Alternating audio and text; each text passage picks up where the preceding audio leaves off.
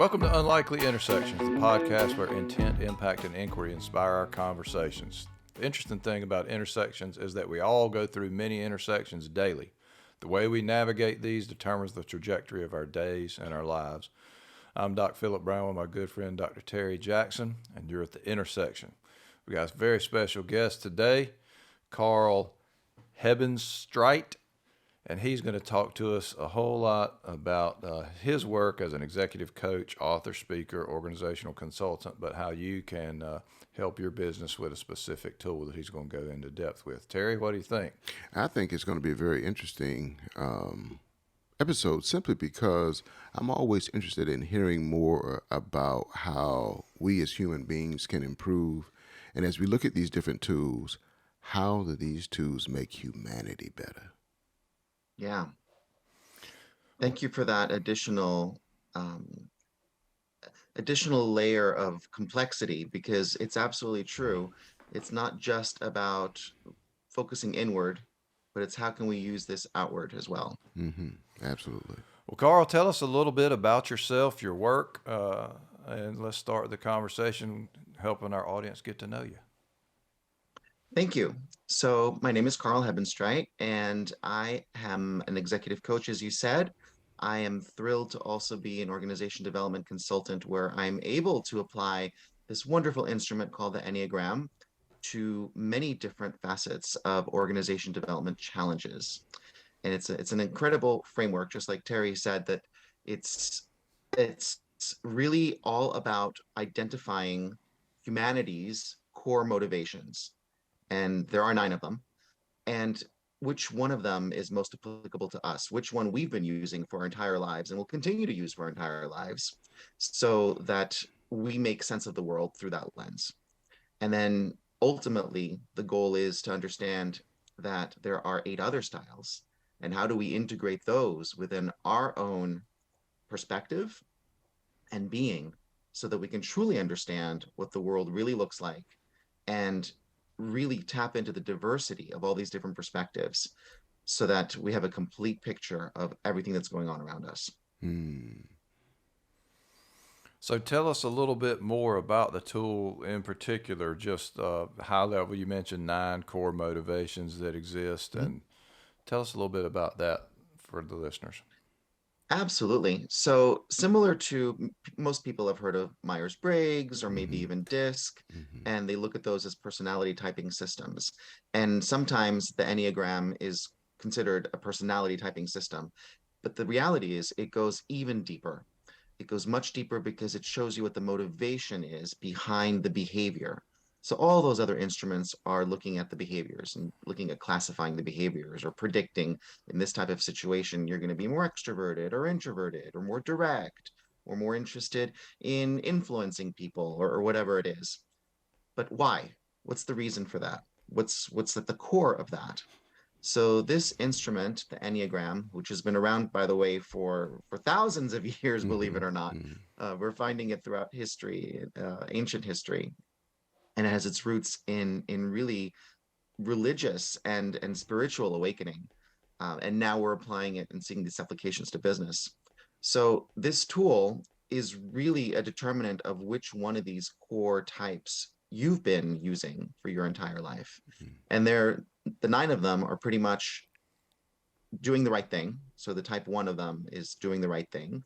So some people will affiliate with that. They'll say that they've been in their entire lives looking at fixing things and making things right and perfection and really focusing on that, right? And you know people like that if you're not yourself focused and driven by that. The type 2 is all about helping people. They have this ability to recognize and intuit what other people really need. They know what their needs are, the other people's needs are. They're not necessarily focusing on their own needs, but they're focusing on other people's needs and helping them. And primarily doing this so that the other people like them and appreciate them and love them. The type 3 is really all about the goal. So whatever the goal is that's put in front of them, they will achieve that goal. It's related to their being. Their core being is all about, I need to achieve this in order to look good and be the best in my whatever the field is that they're in, or whatever they've decided their image is or brand is.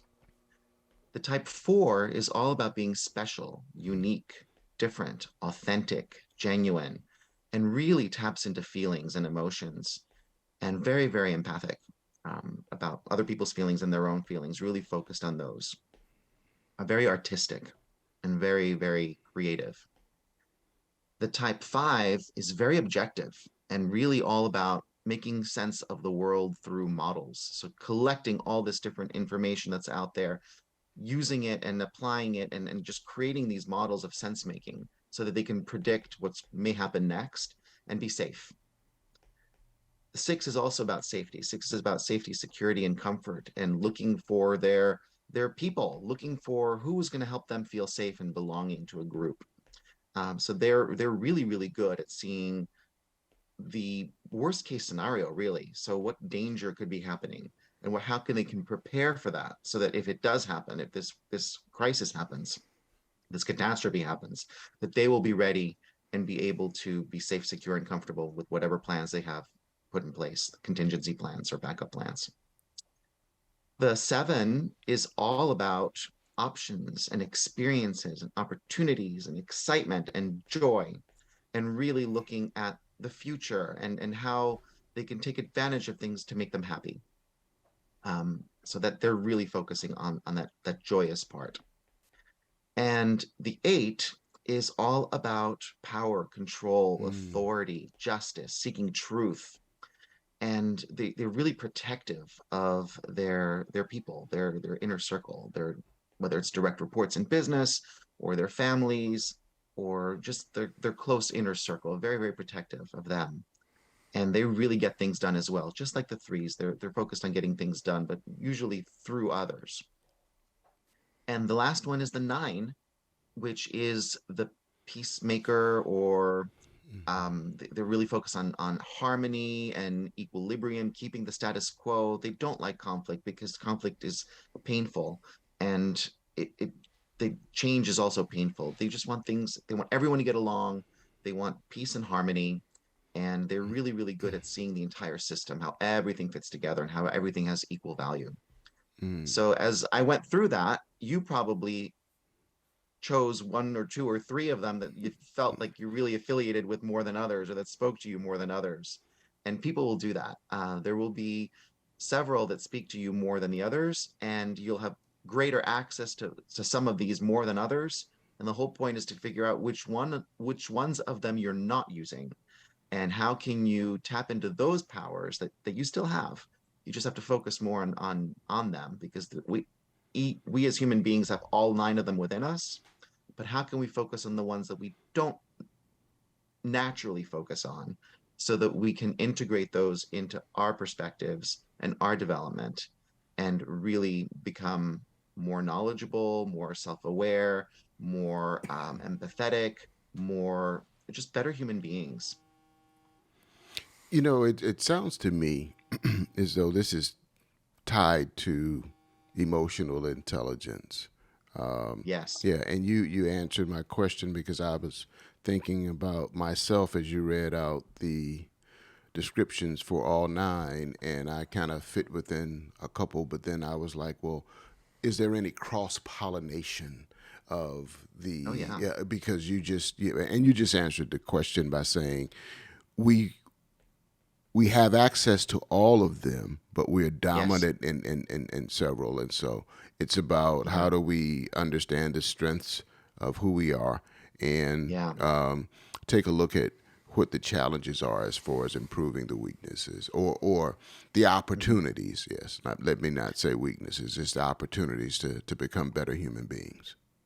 Absolutely, Terry. And you hit the nail on the head with that one, because it's self-awareness raising first, right? Understanding which of these 9, well, first of all, which one is our core? We have a home Mm-hmm. base. Mm-hmm.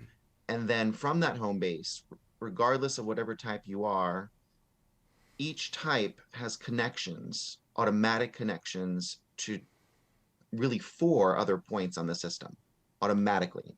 So there are lines that connect the core type to some other points on the circle as well, because it's in a circle diagram. And one of those lines, which goes to whatever other type it goes to, is the really the stretch or the stress type. So you will behave like this under stress. this one other type, and each type has the automatic connection to this other one. It's not different for people of the same core type. And then you will also have another line that connects you to a release or comfort.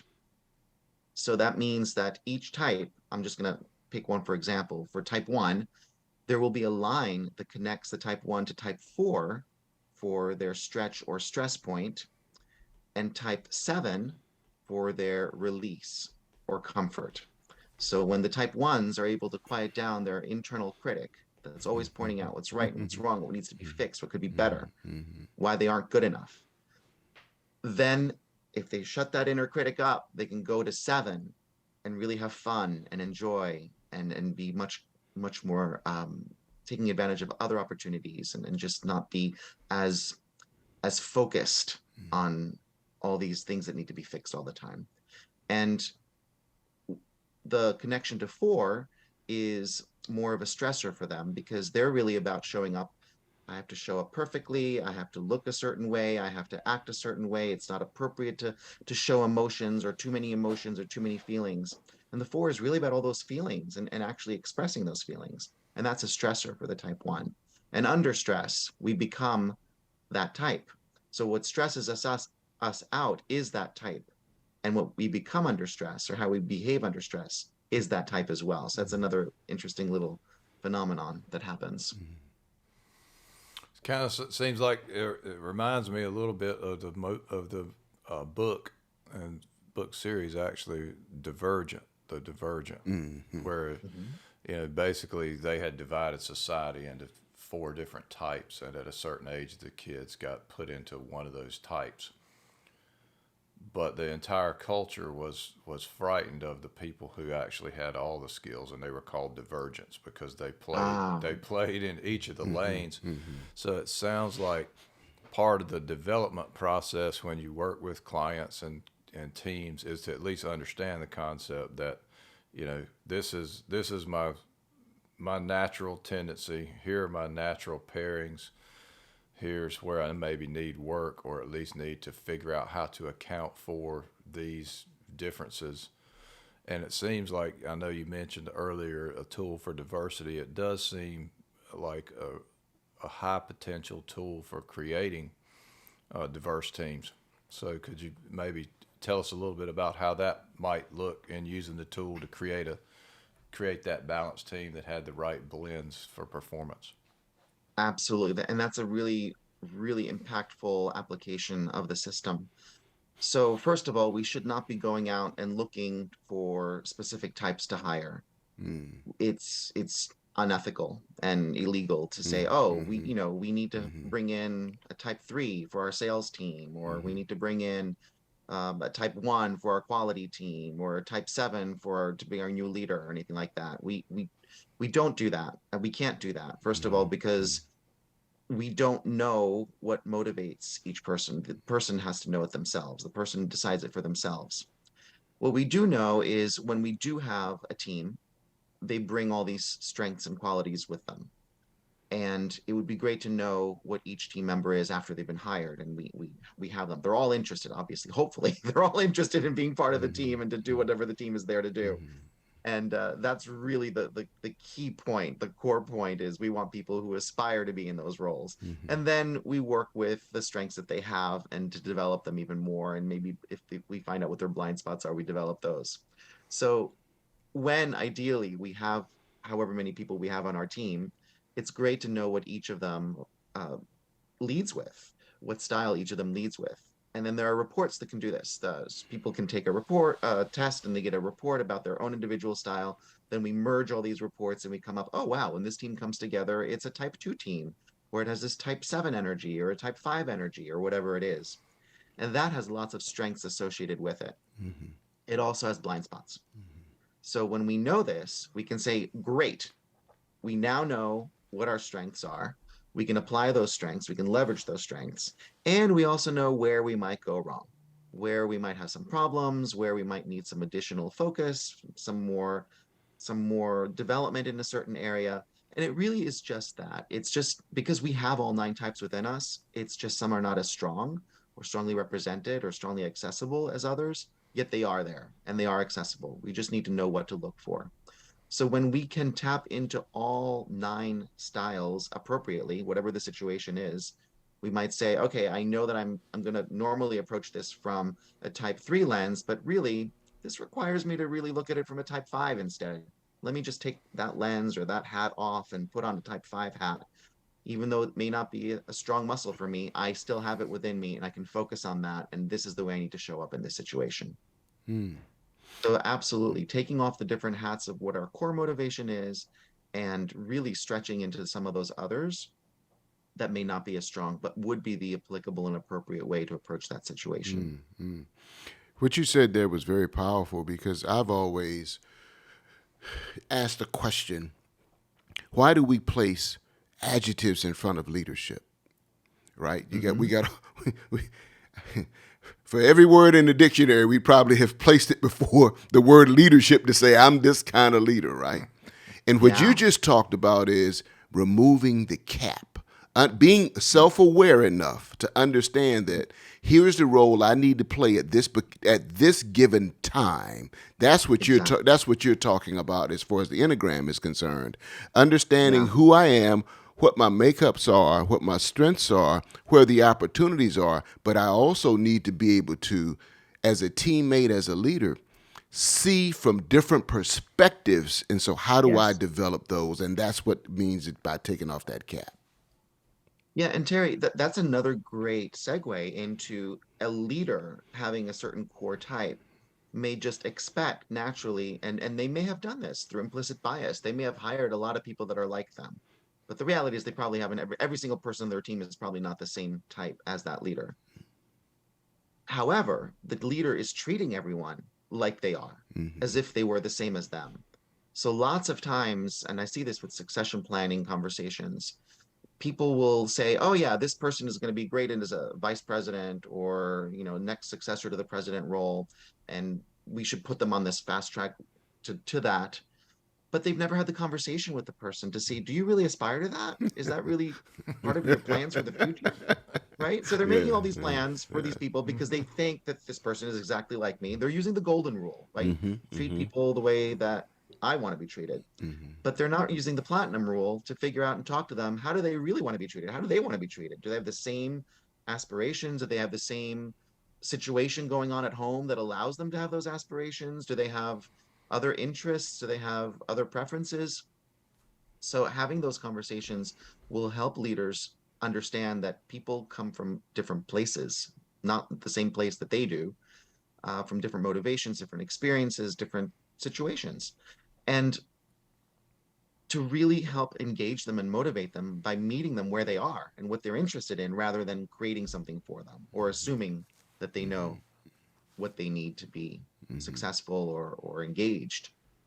So absolutely, it's the leader being humble enough to say, hold on a second, I don't really know what's motivating my team and my staff. Let me have conversations with them to figure out where they are on this system, or just in general. You don't even need to use the system, but just to have the conversation to figure out what's going to be important to the direct reports, to the teams, and how they can engage them and motivate them that way and tap into those diverse interests and passions and skills that they have to really create a well-rounded team. So when you started out, you made some connections to basically to ancient wisdom and spiritual awakening. And Terry and I have recently done a class where we have explored a lot of those, modern wisdom based on ancient roots, if you will, and the fact that ultimately it's all self work. And Yes. and what you were just saying there, kind of about crafting things in such a way that it suits the team, that really involves a lot of self work on behalf of the leader. So It does. I wonder if you could talk a little bit about what that process would look like as you. I'm a leader.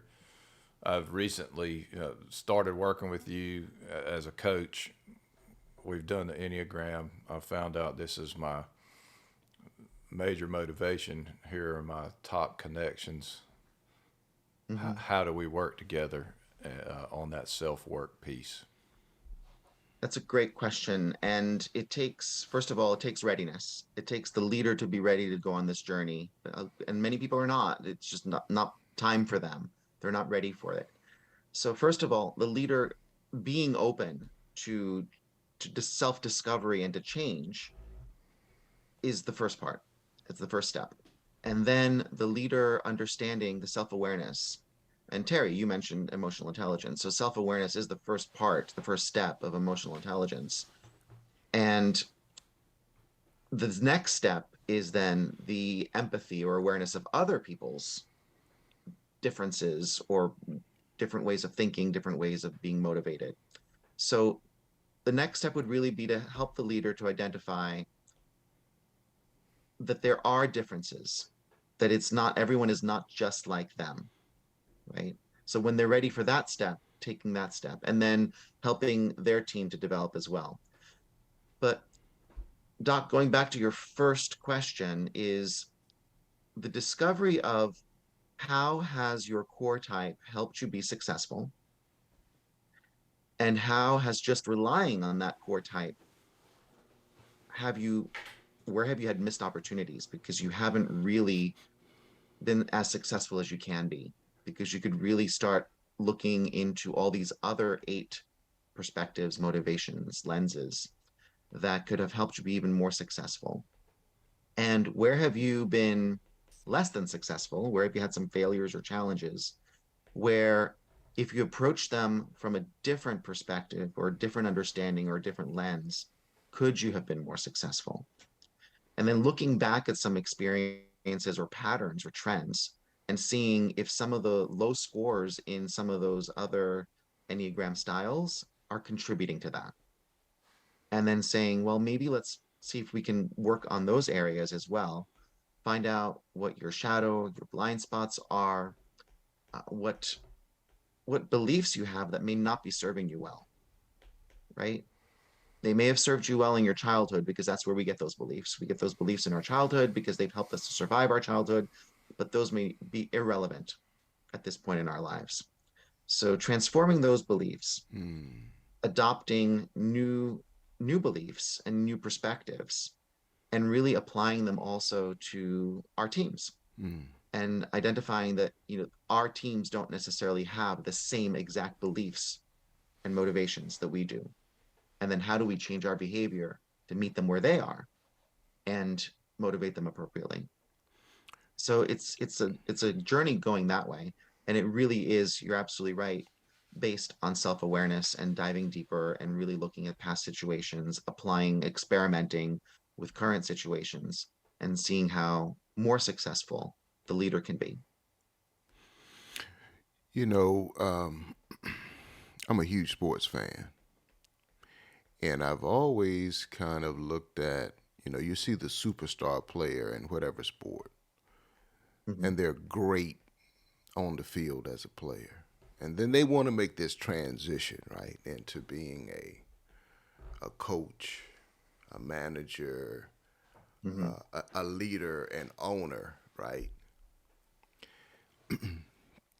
And given what you just said,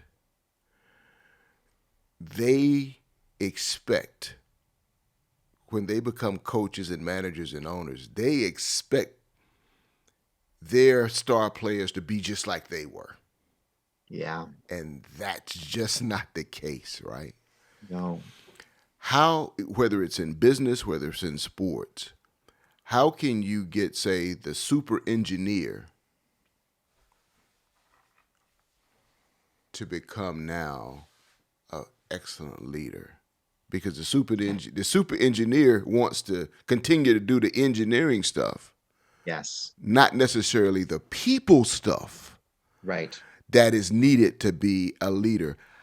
Yeah. How does the Enneagram help one make that transformation, if you will?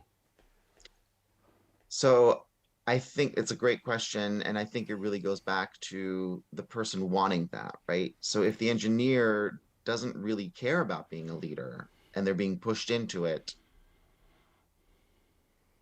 why is that? Number one. And is it the existing leader's desire or the organization's need? And have they really had those conversations?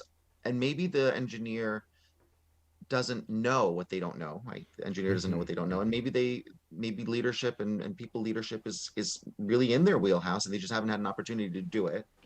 So that's an opportunity for them to explore it. The Enneagram will help anyone to explore their leadership because everyone's a leader.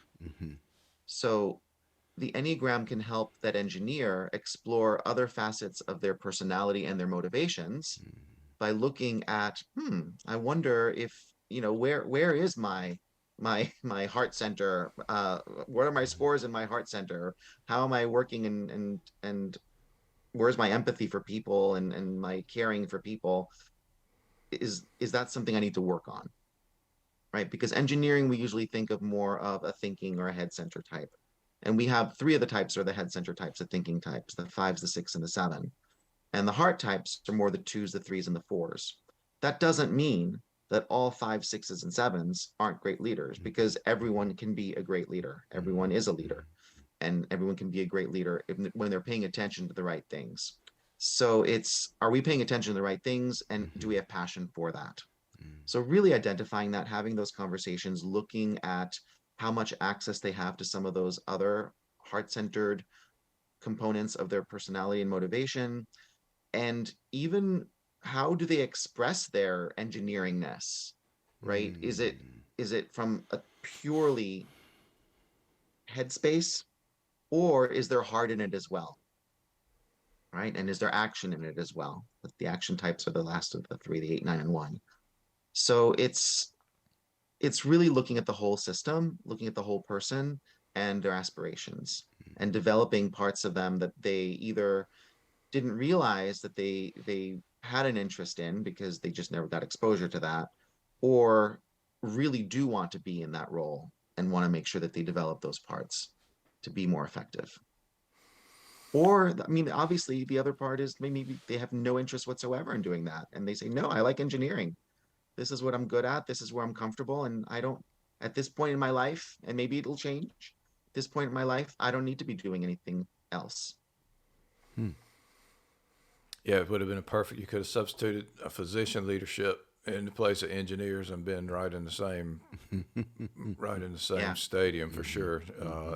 Really, one of the things you said earlier, because we're talking about, this is all individual work at its core, but with team application, and obviously it's applying that individual work to the team that gives it the real power. So at what depths is it worth doing the individual work in the absence of teamwork? In other words, how far do you need to go before you start, or how does that cadence kind of come along in terms of the individual versus team dichotomy?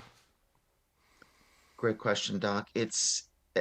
I think you absolutely do need to start at the self, at the individual level.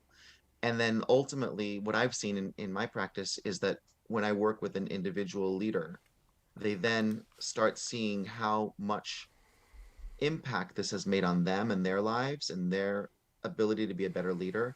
And they want that for their teams. So they want to get to understand their teams better. So then they're like, okay, we need to understand each of the motivations for each of my team members. And we can't, by the way, we can't just like predict that. We can't just look at someone and say, oh, this person's this type or that type. We have no idea. We just don't. We don't know what's going on inside their minds. Unless anyone here is a mind reader, we can't do that. So we need to let them let us know. The other application, of course, is that as the rest of the organization is looking at this team and saying, wow, what's going on here? It's really working really well together. They know where they need to go, and they're accessing all of these different people. These people are growing, they're developing, they're understanding each other better, they're communicating better, they're managing conflict really well. What's happened here? And then they want it too.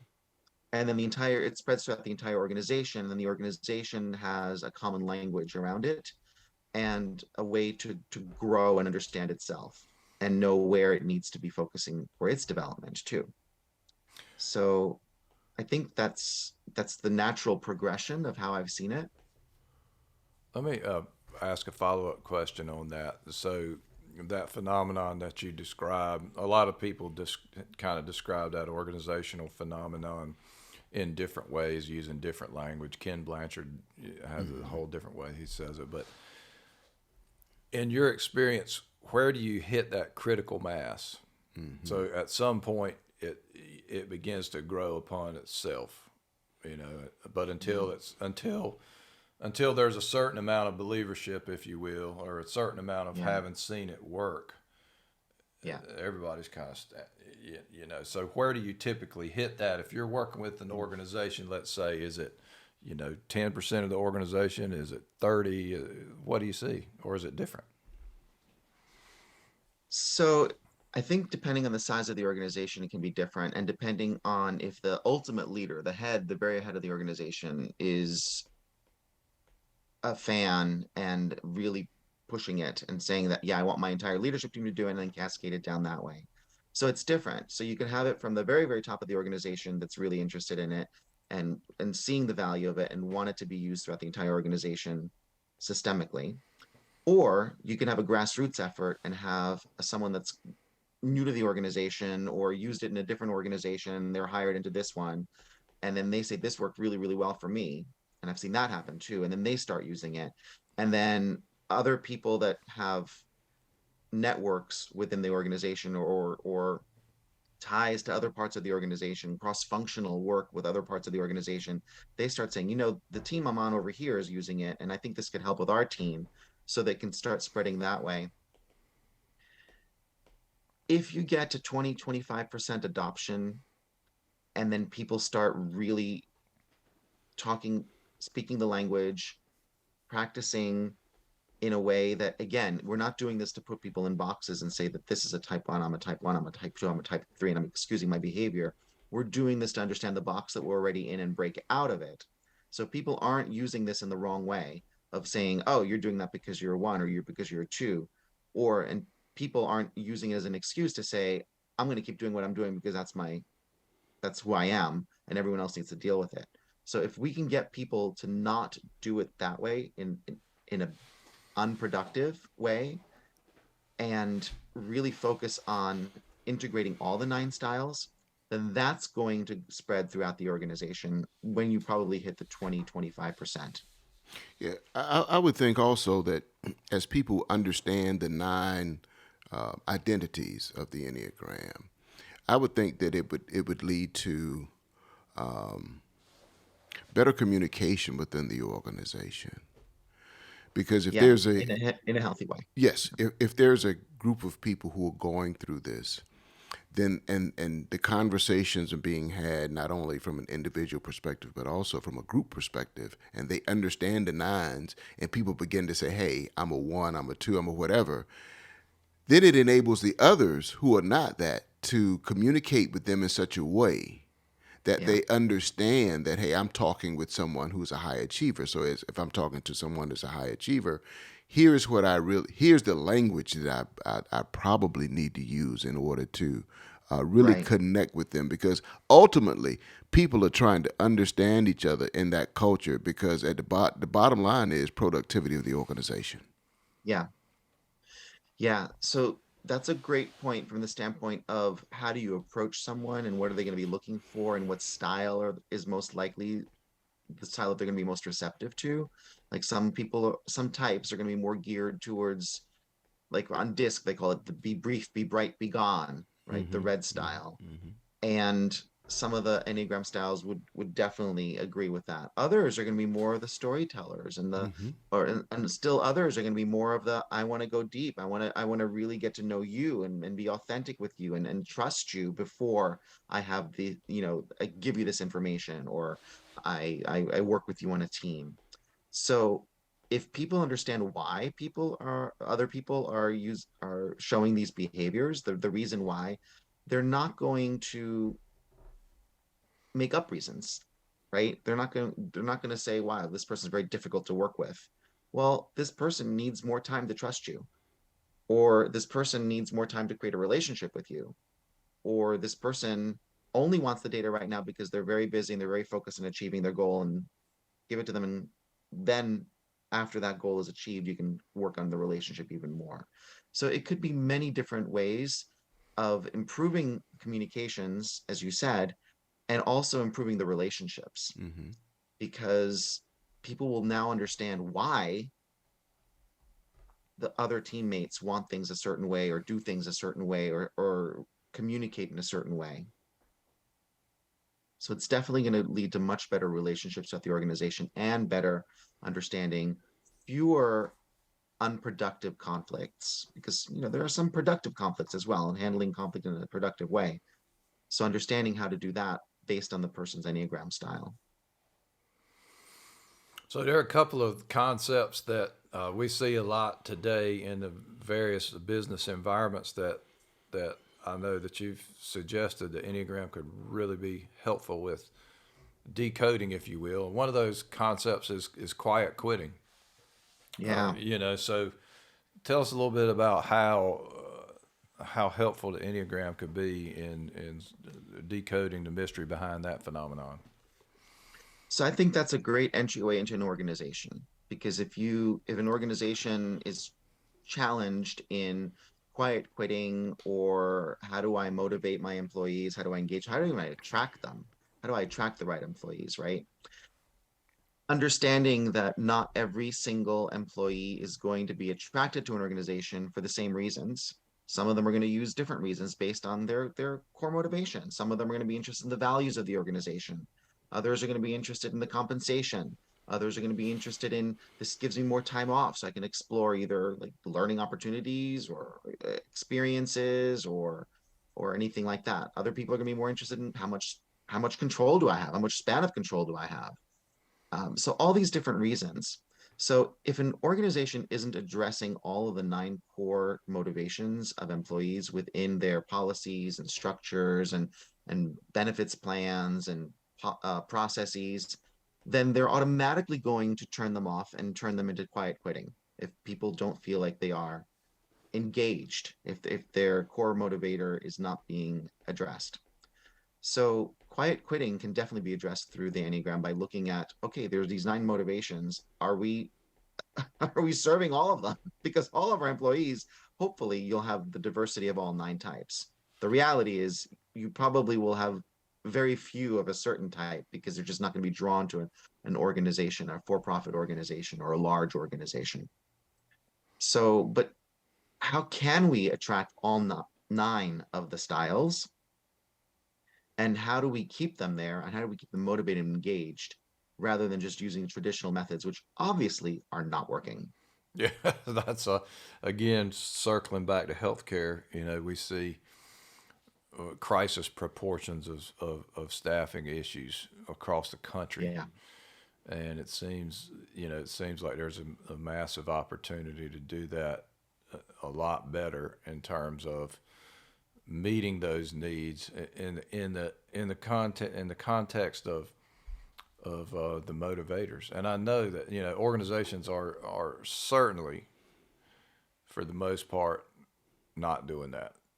Not in mhm, healthcare. It's become a bidding war for the high in demand staff positions, and it's still a lifestyle that's difficult, and trying to kind of throw more money at a job that potentially needs restructuring or something, and see if you can yeah, continue to do it the same way. So it seems like, not only is it important for organizations to kind of look at their entire offering of, I'll call it benefits, but it's more than benefits. everything. Yeah, It's the whole thing of the structure of the work, Mm-hmm. right on through to the compensation and fringe benefits and other kind of things.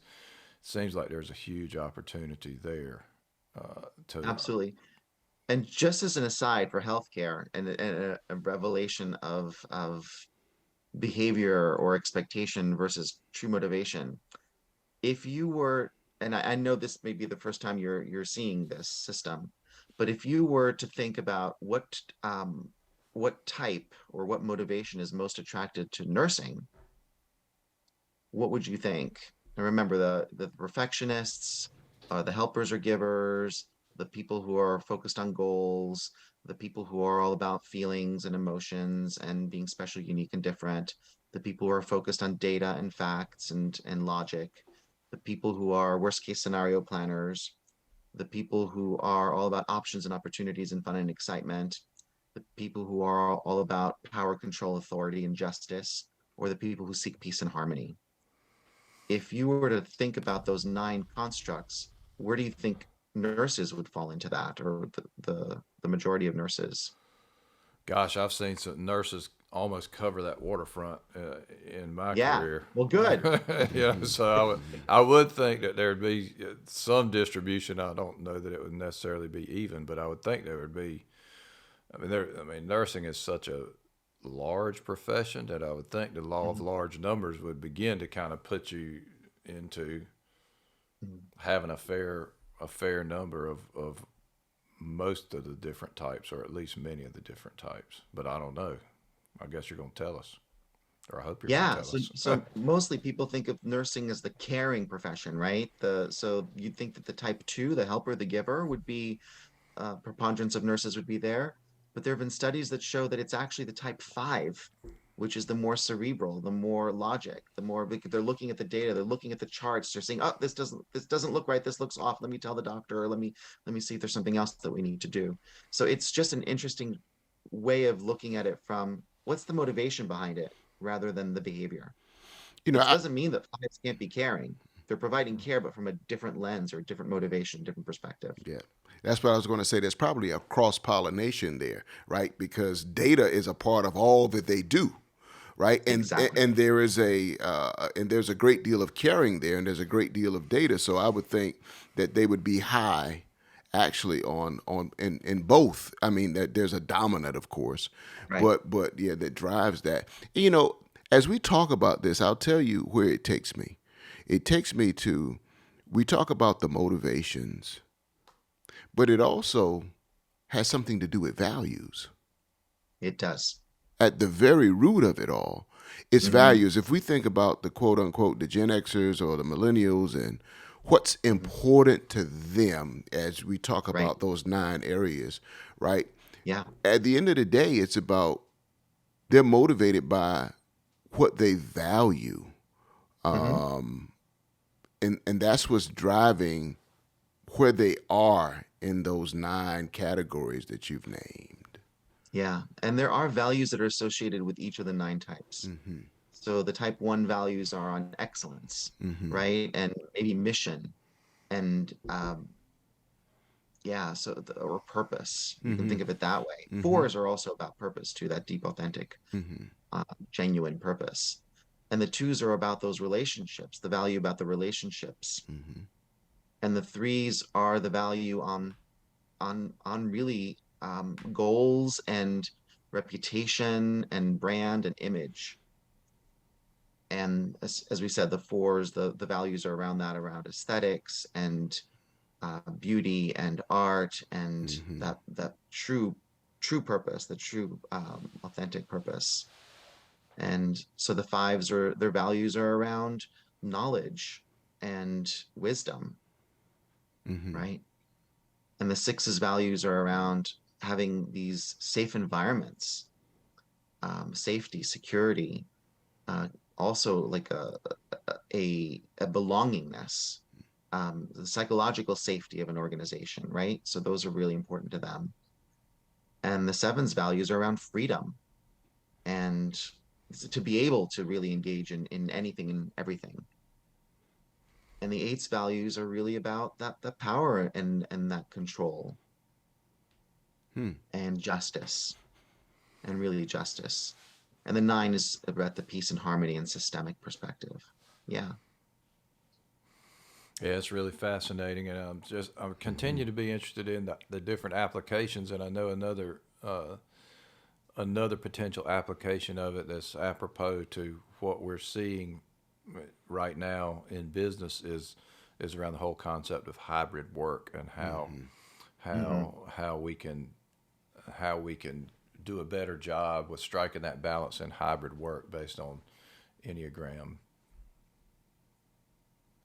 That's a great question. I don't think anyone has figured that out, Mm-hmm. especially because of the whole Mm-hmm. discrepancy with the pandemic and people saying, well, we were very well able to work 100% remote, and now you're saying that you want us to come in, and Mm-hmm. what's the driver behind that?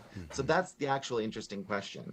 I think identifying what is the organizational driver behind wanting people to do hybrid work, or requiring people to do hybrid work. Is it, from which perspective is that coming? From which lens is that coming? And is that the lens that really aligns with the organization's stated values, or the ones that we want the organization to have? Or is there more of is it more about power and control? Is it more about, we have these facilities and we want to use them, so it's more of a goal from a three perspective? Is it more about, we want to be able to see our people? So is it truly about collaboration? A lot of companies are saying, we want this because we think collaboration happens better when people are in person. So it's really identifying what's your real underlying concern or purpose, or motivation behind creating hybrid work requirements. And when you do that, who does that appeal to most? Which types will it appeal to most? And which types will it turn off? And so are you prepared to lose the types that you're going to be turning off? Yeah, it's so fascinating, and I'm kind of reading in between the lines of what you're saying here. So if it's wrong, just correct me. But I think a lot of people, if asked why this big return to the work in person and elimination of hybrid work, they're going to say, well, it's the leaders leading from that eight position, right? Or maybe it's tied into some of the other drivers that are purely financial and so forth. But you mentioned two things that really resonated with me. One was making sure that there was a connection to organizational values Mm-hmm. Mm-hmm. in whatever you do. And then the other one was really having a deep understanding of the fact that the motivations for leadership moving in a direction to eliminate hybrid work may be vastly different based on any one of those nine types, or their perception of how to best achieve a balance. Or maybe Right. also it sounds like there's an underuse of this tool in understanding what that true motivation is. And perhaps that's the greatest power, right? Is that if you more deeply understand it using this tool in particular for the purpose of this discussion, but by all means, please at least understand why your organization is making these changes, then Exactly. it'll go better. Yeah. Because you could be stating all of the organization's values ad nauseum, and repeating them over time, but your actions are different. Mm-hmm. So if you can explain the why behind, like, what's the reason for either, saying that people have to come back into the office, or we can make special arrangements depending on what each individual's motivations are and the requirements of the position and how that works. Of course, some people don't have the luxury. If you're manufacturing, or if you're doing R&D work, you've never really had the luxury of leaving, of working from home, because you can't do that from home, that kind of work from home. But the others may have some more flexibility to do that. Other roles may have more flexibility to do that. And what's appropriate for each individual, what's appropriate for the company, what's appropriate for, according to the values of the organization. Because if you're doing something that's counter to those values, you're going to lose credibility, and you're going to lose some of the people who value that credibility of the organization as um, as part of their core motivator. See, when you start talking about doing the deep work, the personal work, right? Mhm. It always begins with the mental model that you already have around what that Yes, is. And so exactly. I would think that the traditional way is we have to have them here, they have to do the work. Those leaders probably haven't examine what their mental model is around what the workplace should look like. Right. Right? They haven't done that work because we're talking about individual work. When we're talking about organizations of 10, 20, 50,000 people, Yeah. I can look at myself from an individual perspective and realize that I have to change. But there's also change, a transformation that has to happen within the culture to affect the Yes. collective of the people, right? Absolutely. And so with that, is there for instance, with a 360, we go out and we see 10, 15 people. We talk to these 10 to 15 people about this one individual. Is there a component of the Enneagram where there's a similar kind of 360 that takes place, and then people can begin to see all that is happening with this individual or with these individuals, so that as we move this culture to a different place, we get the understanding of that, and we get the understanding of what their mental models may be and the work that's actually needed to move forward? That's the great question. There is not yet a tool that combines the 360 with the Enneagram methodology, although I do know of one company that's working on it, at Okay. least one company that's working on it. So right now, everything is self-assessment from the different tools and instruments. And there are some instruments out there that are very, very valid. They have a 95% validity on the accuracy of their ability to select or the person's type. And of course, ultimately, it's up to each individual to validate that, to say, yes, that is true, that is my type, or I accept that, and this is my type, and I'm willing to tell you that this is my type. So no test or person can tell you what your type is. You tell it. It's up to you to do that. So getting 360 feedback, so that there are, you can do both, right? You could do an Enneagram assessment, and then you can do 360 feedback through another instrument right now. And I've done that with organizations. And if you do the Enneagram first, you can kind of predict what some of the answers might be or what the responses might be from individuals. And then you can validate that when you get the 360, and they do. It's really very interesting to see how that plays out. That the strengths will be according to their type, and the areas for development will also be the development areas for that type. So it's fascinating how you see that. So it depends on how intrusive you want to be. You want to you want to engage an entire organization doing 20 people per 360, and then if you have 20,000 people, that's you basically stop working. Everyone's pulling out 360s for each other. So you can definitely do that to validate it, and it definitely will have impact on the culture. Because if you're doing the deep individual work per person to figure out, okay, I get it that this feedback is happening, and now I understand why my story, my mental model, my framework is feeding into this, and how can I change that? So doing that can help not only develop people and help them be more effective and work better with other people, it'll increase the understanding, it'll increase the efficiency of the organization, it'll make the organization more inclusive, and it will impact, obviously, the diversity that's able to be recognized and really invited and welcomed and tapped into and included in making the organization a great place. Well, I tell you, we could carry this conversation on for hours. I think this is truly fascinating, and I'm really grateful to you, Karl, for joining us this morning. I know that our listening audience, our viewing audience, is going to get a ton out of this.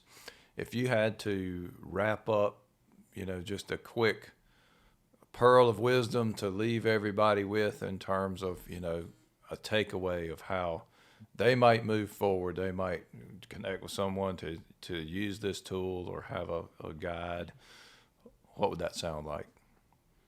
I think ultimately it comes down to making sure that we're not always applying the golden rule and treating others the way that we want to be treated. It's really applying the platinum rule and treating others the way that they want to be treated, because we don't know how other people want to be treated. We need to ask them to figure that out. And the Enneagram can help us in doing that. in helping to find out, oh, these are these person's values, these are these person's motivations, and I can change myself to present things to them in a way that's going to be most likely to be better received and understood, rather than continuing thinking that the world thinks the way that everyone in the world thinks the way that I do, and they should think that the way that I do. Right. So it's really having that openness, that readiness to be able to accept that and to engage in the world that way. Fantastic. Well, we want to thank our listening audience for joining us this morning. Hopefully, you've enjoyed this. You can find us, of course, at unlikelyintersection.com. You can find us on YouTube. You can find us on Facebook as well. We also have an audio version on Spotify. We'd love to have you like, share, subscribe, and also suggest topics for us. But if you want to connect with any of us personally, you can get me at docphilipbrown.com or Doc Philip Brown on LinkedIn. Terry, where can we You can find me at Terry Jackson, PhD, LinkedIn. You can also Google me. And Karl, if someone wanted to get in contact with you, how would they best get in contact with you? So I have a website. So it's performandfunction.com. So it's kind of like a play on perform, like form and function, but it's really performandfunction.com. And there are links there. Obviously, Amazon has my books. I have a book, The How and Why, Taking Care of Business with the Enneagram. And I Do you also have do you have a children's copy of that book right there with you? Would you like to show it to I the? do. Yes, awesome. I do. Awesome. Yeah, and that is on Amazon, The How and Why. It's in its second edition, Taking Care of Business with the Enneagram. I also have The Beginner's Guide to the Enneagram, which is a children's book that teaches children and adults alike about the basic just foundations of the Enneagram and how easy it is to just grab that concept without having to dive deeper. And that's called Needing the Really, Really Tough Decision. Fantastic. Well, thanks again for joining us, listeners. Thank you for being with us this morning. We'll see you at the next intersection.